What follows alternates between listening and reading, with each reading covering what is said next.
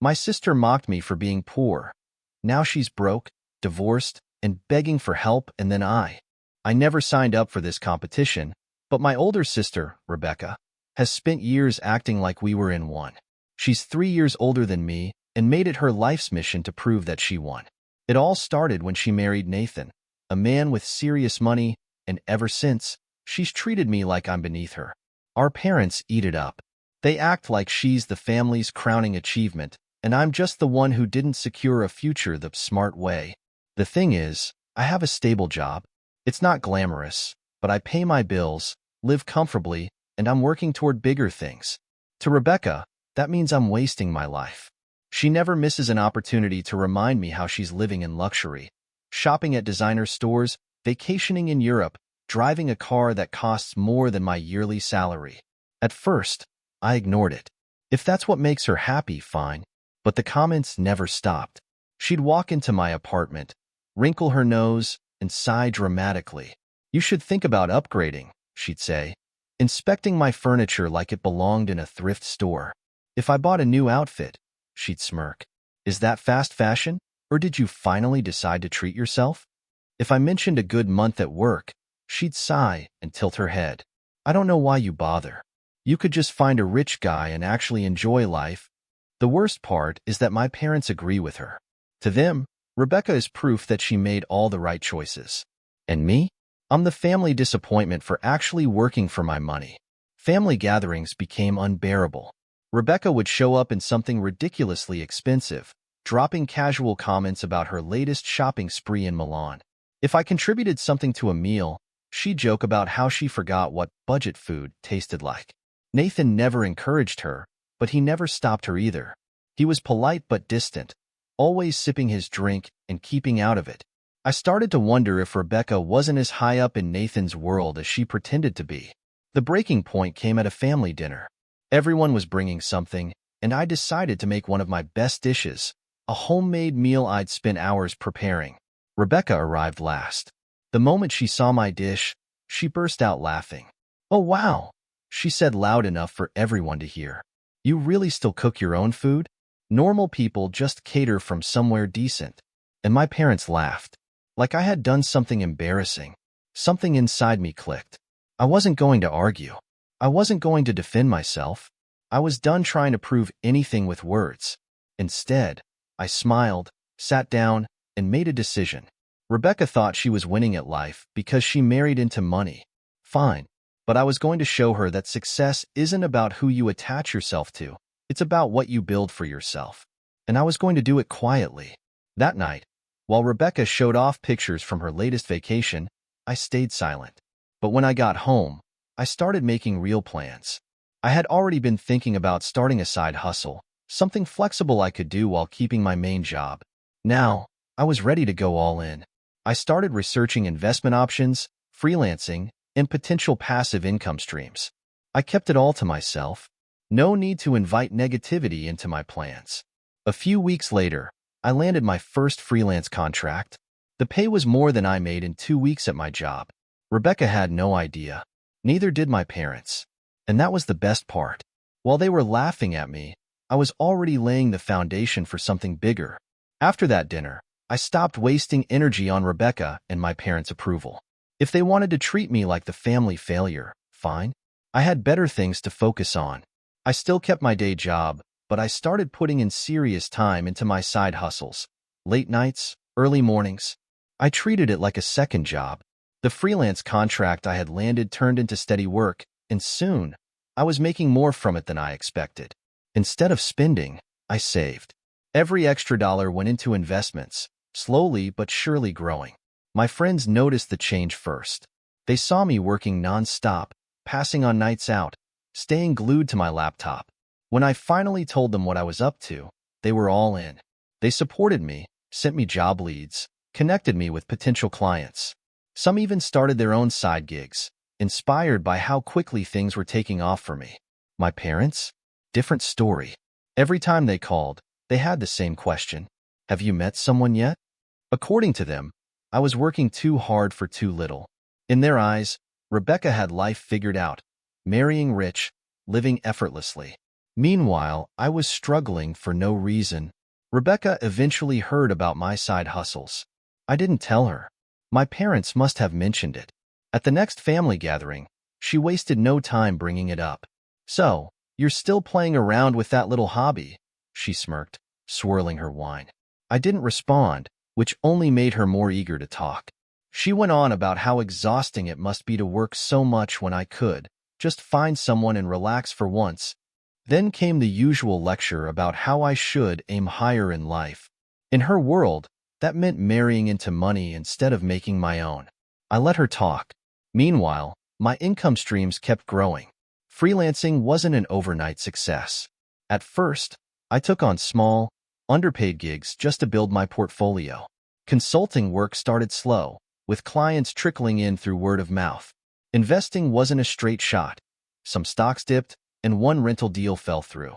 But I kept at it, adjusting and learning. Eventually, my side hustles weren't just side hustles anymore. They were my real income stream. The downside? I was stretched thin. Juggling a full-time job and side hustles wasn't easy. There were nights I barely got any sleep, weekends that disappeared into work. But the results kept me going.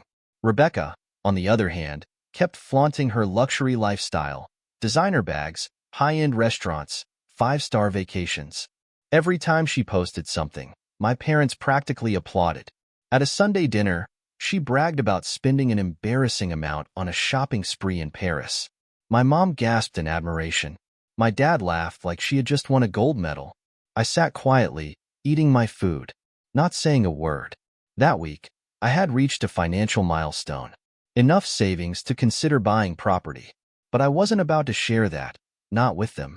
The first sign of cracks in Rebecca's world appeared a few weeks later. She had been planning another big trip, this time to Dubai, but suddenly, she canceled. No explanation, just a vague excuse. Then, a family friend casually mentioned something odd. Rebecca and Nathan had been arguing. Not the usual bickering. Full-blown fights.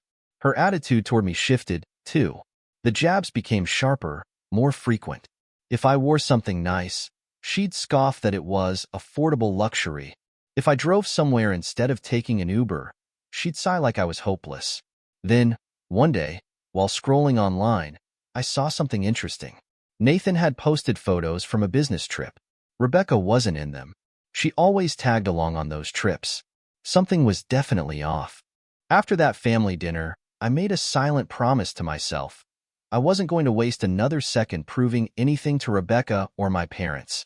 If they wanted to see me as the failure, fine, but I knew better. I had already started looking into side hustles before, but now, I was ready to commit fully. It wasn't just about money, it was about control. Rebecca had spent years acting like she was above me because she married into wealth, but I was going to build something that no one could take away from me. The next few weeks were a blur of late nights and early mornings.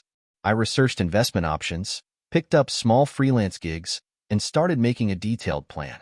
The more I worked, the more I realized how much I had been holding myself back before. I had always thought of my job as just that, a job, but now, I was treating my future like a business, like something that could grow beyond just surviving. At first, progress was slow. I took on small projects, some of them barely worth my time, just to build my portfolio. I read everything I could find on investing, made my first cautious moves, and started putting every extra dollar I had into growing my financial safety net. Meanwhile, Rebecca was still flaunting her designer lifestyle, still making her comments, but I didn't care anymore. Every time she laughed at me, every time she made another snide remark, I reminded myself that while she was spending, I was building. Then, something unexpected happened. I landed a freelance contract that paid more in a month than my regular job did. It wasn't life-changing money yet, but it was proof that I was on the right path. The best part? No one in my family knew. While Rebecca was bragging about her latest luxury purchase, I was sitting there, knowing that I was already making moves that she couldn't even imagine. I kept everything quiet. My parents still dismissed what I was doing, still acted like the only path to success was marrying into money. But little by little, things were shifting. My friends noticed how hard I was working. They started asking questions, getting inspired by what I was doing. Some even followed my lead, starting their own side projects. Meanwhile, Rebecca was as relentless as ever. She showed up to another family gathering in a ridiculously expensive outfit, dropping hints about an upcoming vacation to Dubai. She smirked at me, tilting her wine glass. Still working those long hours? You could just take the easy route. I just smiled, letting her believe she had one. Because what she didn't know was that I had just hit another milestone. One that was going to change everything. I wasn't imagining it. Something in Rebecca's perfect world was shifting, and for the first time, she wasn't controlling the narrative. The cracks were small at first. Subtle changes in her tone, the way she talked about Nathan, the way she suddenly seemed more interested in what I was doing. But I didn't dwell on it. I had bigger things to focus on. My freelancing work was picking up, and for the first time, I was making more money outside of my day job than in it. I kept quiet about it. My parents still treated my work like some temporary distraction, and Rebecca's comments never stopped, but I wasn't playing their game anymore. I was building something real. The more successful I became, the less interested I was in proving anything to them. My focus was on growing my investments, expanding my skill set, and making sure I never had to rely on anyone else. It was exhausting, but every sleepless night was worth it. I was no longer just working for a paycheck. I was creating something for myself. Then, the real cracks in Rebecca's life started showing. She had always flaunted her extravagant trips, her endless shopping sprees, the way she never had to check price tags. But suddenly, she was cutting things back. The big trip to Dubai? Cancelled. The usual designer hauls? Smaller, less flashy. When I asked our mom about it, she waved it off, saying Rebecca was just being responsible with her money. But that wasn't Rebecca. She didn't do responsible. It didn't take long before the whispers started. A family friend casually mentioned that Rebecca and Nathan had been arguing. A lot. At first, I ignored it. Couples argue, and it wasn't my business. But then, I saw it for myself. At a family gathering, Rebecca was picking at her food, clearly in a bad mood. Nathan, on the other hand, seemed completely unbothered. She started taking digs at me more than usual, but this time, it felt different. It wasn't the usual smug superiority. It was sharper, more bitter. If I wore something nice, she'd scoff, "Oh, that's cute." Very budget-friendly. If I mentioned work, she'd roll her eyes and mutter, "Must be exhausting doing all that just to afford the basics." I didn't react, which only made her angrier. Nathan, for once, wasn't playing along. In fact, he barely acknowledged Rebecca's comments at all. If anything, he seemed annoyed. I kept my head down and stayed focused. My investments were growing, my freelancing was turning into something sustainable, and I was getting closer to making a major financial move, buying my first rental property. I wasn't about to announce it, though. Not to my parents, not to Rebecca, not to anyone who would turn it into another competition. Then, one day, while scrolling online, I noticed something. Nathan had posted photos from a business trip. Normally, Rebecca would be right there beside him, tagging along on every luxury stay, every fine dining experience. But this time, she wasn't in any of the pictures. That had never happened before. I didn't say anything, but I knew something was happening, and I had a feeling it wasn't going to end well for Rebecca. I was too busy to care about Rebecca's constant digs. My work was paying off. Freelancing was no longer just side money. It was becoming something real. One night, after finishing a late project, I finally let myself check my bank account. The numbers made me pause. For the first time, I had saved enough to consider something I had never thought possible, buying my own property. I didn't tell anyone. No announcements, no social media posts. But small changes started happening, and people noticed. I upgraded a few things, not flashy, just practical improvements. A better laptop, a more reliable car, treating my friends to dinner without worrying about my budget. Rebecca noticed, too. At the next family gathering, she scanned me like I was some kind of project. Her first jab came quick, mocking my budget-friendly outfit, even though she had never cared about my clothes before. Then she moved on to my car, scoffing that it was basic compared to what Nathan drove. I didn't react. But something was different this time. Nathan wasn't playing along. If anything, he looked irritated. And for the first time, my parents hesitated before laughing at Rebecca's jokes. Something was shifting, and Rebecca knew it. I kept my mouth shut, but I paid attention. Something was off, and Rebecca knew it. The cracks in her perfect life were spreading fast, but she was trying to hold everything together with sheer arrogance. She wasn't flaunting as much, but she was lashing out more. Every family gathering, every casual conversation, she made sure to throw jabs at me, as if reminding herself that she was still the one on top. But it wasn't working the way it used to. At another Sunday dinner, she was in rare form, nitpicking everything. She made a snide remark about my car, saying it was practical if nothing else. When I brought a homemade dish, she laughed under her breath and whispered to my mom, "She really still cooks her own food?" I ignored her, as always, but for the first time, I noticed my dad hesitating before chuckling along. My mom's usual dismissive attitude seemed a little less certain. Rebecca, as always, kept up her act. She bragged about a ridiculous shopping spree, claiming she had spent an absurd amount in Milan. My mom gasped in admiration, my dad laughed, and Rebecca sat there, soaking in the praise. But I knew she was lying. I had been watching closely, and there was no Milan trip. There hadn't been one in months. The facade was slipping. Then, the first real confirmation came. Rebecca had been planning another vacation, a massive, luxurious trip to Dubai. She had been dropping hints for weeks, making sure everyone knew how exclusive it was, how expensive it would be. And then, suddenly, it wasn't happening.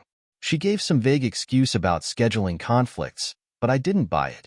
She had never canceled a trip before. A few days later, a family friend let something slip. Rebecca and Nathan weren't just arguing. They were in full-blown fights. And it wasn't about petty things. It was about money. I still didn't say anything, but I knew it was only a matter of time before the truth came out. Rebecca must have sensed that I had figured it out because her attitude toward me shifted. She wasn't just making little jabs anymore. She was desperate to tear me down. She commented on everything. If I wore something new, she rolled her eyes. "Oh, we're doing affordable luxury now?" If I drove somewhere instead of taking an Uber, she sighed dramatically. "God, you really don't care about convenience, do you?" It was nonstop, but it didn't bother me. In fact, it only confirmed what I already knew. She was spiraling. Then came the moment that made everything crystal clear. Another family event, the usual forced conversations.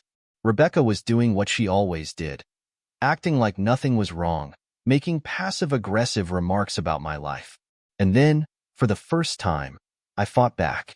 She made some cutting remark about how I'd never live like her at this rate, smirking like she had won some imaginary battle.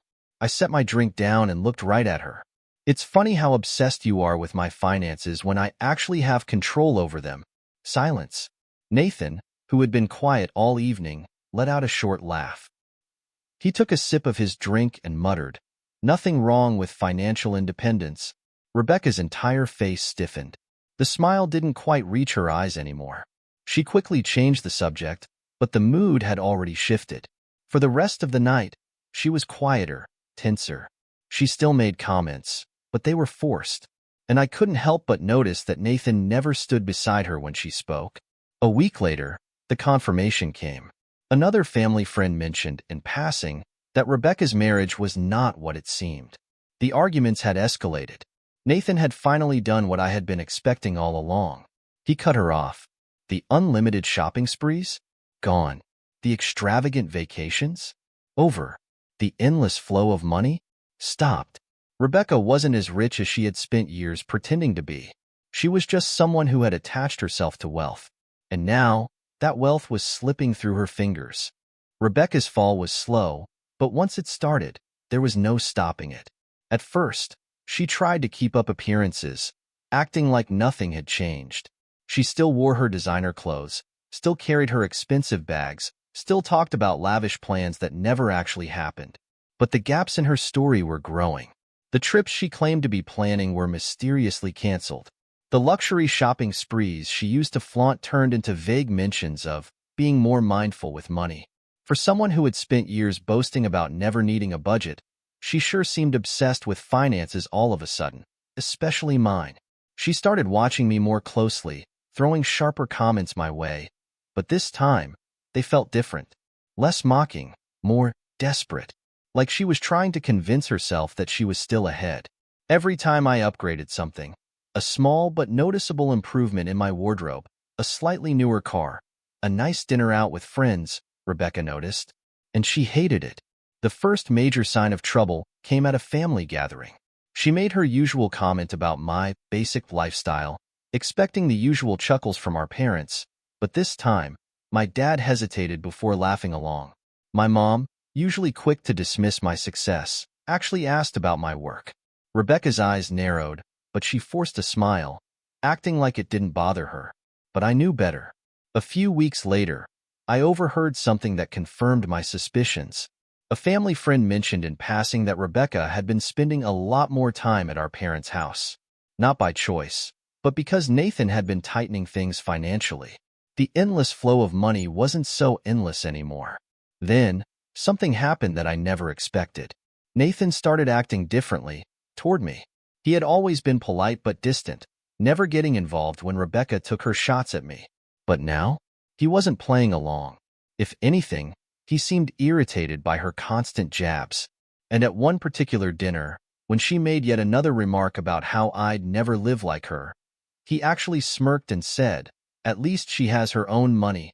Rebecca's entire body stiffened, and for the first time, she had no comeback. After that, it became obvious that things between them were unraveling fast. She still showed up in expensive outfits, still talked about luxury, but the reality was cracking beneath the surface. More canceled trips, more subtle cutbacks. And then, she lost it. It was at another family dinner. Everything seemed normal at first. Rebecca was in full performance mode, talking about designer brands, pretending she wasn't barely hanging on. But then, out of nowhere, she snapped. She turned to me, eyes burning, and accused me of trying to compete with her. She said I was obsessed with proving something, like my entire life revolved around making her look bad. I put my drink down and met her gaze. "If your life is so perfect, why does my success bother you so much?" Silence. My parents shifted uncomfortably. Rebecca's face tightened. But the real surprise came from Nathan. "You burn through money like it's nothing," he muttered, shaking his head. "Maybe it's time I stop financing your shopping addiction." The room went dead silent. Rebecca's face turned pale. She forced a laugh, tried to brush it off like it was a joke, but nobody was laughing, not even our parents. That was the moment it all fell apart. A week later, the news spread. Nathan had finally done what I had seen coming for months. He cut her off. No more unlimited credit cards, no more extravagant vacations, no more pretending. She was officially on her own. And for the first time in years, my parents weren't bragging about her. At first, Rebecca refused to acknowledge what was happening. She acted like everything was fine, still clinging to the illusion of wealth. But the truth was catching up fast. She started showing up at my parents' house more often, staying longer, complaining about how Nathan was being unreasonable. And then, one night, she showed up at my door. Her usual perfectly polished look was gone. Her makeup was smudged, her hair slightly messy. And for the first time, she wasn't carrying an expensive handbag. "I need help," she said, forcing a weak smile. "Just for a little while. Until things settled down." I leaned against the doorframe and crossed my arms. "You mean financially?" She hesitated. "It's not like that. Just a little support. Family helps family, right?" I stared at her, letting the silence stretch. Then, I shook my head. "No." Her face twisted in shock, like she genuinely couldn't believe I was saying no to her. She laughed like it was a joke. "You're serious?" I didn't answer. Her entire demeanor shifted. The fake sweetness dropped, replaced by pure frustration. "You know, you've changed," she snapped. "You used to care about family." I didn't argue. I didn't explain myself. I just repeated what I had said before. "No." She left angry. The next morning, I found out she had started telling people that I was selfish, that I had turned my back on family, that money had made me cold. I didn't care. Rebecca had spent years treating me like I was nothing, acting like I had failed because I didn't marry rich. Now, she was the one struggling, and I was the one who had built something real. For the first time in my life, I wasn't the failure. Rebecca wasn't done yet. She had spent years convincing herself, and everyone else, that she was untouchable, that she would always have money, always have status, always be above me. Losing Nathan's financial support didn't just shake her. It destroyed the foundation of the world she had built around herself. And now, she was scrambling. At first, she tried to pretend it wasn't happening. She still showed up in designer clothes, still talked about luxury trips she never actually took, still acted like she was living the same glamorous life. But people were starting to notice the inconsistencies. The expensive vacations had been replaced with vague excuses. The shopping sprees were smaller, less extravagant. The invitations to exclusive events dried up. She wasn't a wealthy wife anymore. She was just someone trying to keep up an illusion. Then, I noticed something new. She wasn't just bitter toward me anymore. She was watching me closely, almost studying me. Every time we were in the same room, she asked small but calculated questions. How was work going? Was I still freelancing? Was I making good money from it? At first, I thought she was just looking for another way to mock me. But then, she started being nice. Not normal Rebecca nice. Overly nice. She started complimenting my work ethic, saying she admired how independent I was. She casually brought up how family helps each other, how sometimes people just need a little support to get back on their feet. I didn't say anything, but I knew exactly where this was going. Then, one night, she finally got to the point. She needed money. She phrased it carefully, not as a loan, but as help. Something small, just until she could figure things out. She acted like it wasn't a big deal, like I should feel guilty for even hesitating. I told her no. She didn't take it well. At first, she laughed, like I was joking. Then, when she realized I wasn't, her entire demeanor changed. Her voice sharpened, and she scoffed. You're really going to act like this? Like money hasn't changed you? I didn't argue. I didn't explain myself. I just repeated my answer. No. Rebecca stormed out, furious. The next day, my parents called. They were angry, angrier than they had ever been with me before. How could you turn your back on your own sister? My mom demanded.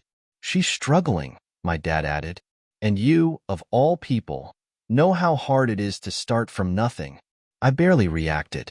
They hadn't cared when I was struggling, when I was working endless hours trying to build something for myself. But now that Rebecca needed help, suddenly, family mattered. I told them no, too. That was when the real fallout started. My parents took Rebecca's side immediately. They called, texted, tried to guilt-trip me. They said I was being cruel, that money wasn't everything, that I had forgotten what it meant to be family. But I ignored every single message. I had spent years being compared to Rebecca, treated like I wasn't good enough because I didn't marry rich, didn't live in luxury, didn't fit the mold they wanted me to fit into. Now, Rebecca was the one struggling, and I was the one thriving. And instead of acknowledging that I had built my success on my own, my parents just expected me to fix Rebecca's mess. I wasn't going to do it. Rebecca tried to play it cool for a while, acting like she was figuring things out. She started dropping hints that she was working on something big, that she had a plan to get back on her feet. She made it sound like she was in control. She wasn't. Then came the final betrayal. One morning, I got a call from my bank. They had flagged a suspicious loan application in my name. Someone had tried to use my information to apply for credit. I already knew who it was before I even asked. I confronted Rebecca immediately. At first, she denied everything. Then, when she realized I had proof, she tried to justify it. She was desperate. She had no options. She didn't think I would notice. I didn't waste time arguing. I filed the fraud report. Rebecca avoided jail, but the damage was done. She was officially locked out of the financial system. Her credit was ruined. Her debts were piling up, and there was no one left to bail her out. And my parents? They were furious. Not at Rebecca. At me. They called me heartless. Said I had ruined her life over a mistake. Acted like I was the villain for protecting myself. That was it for me. I cut them all off. No more calls. No more visits. No more being the family scapegoat. Rebecca had spent years looking down on me. Now, she was the one struggling. And for the first time in my life, I was truly, completely free.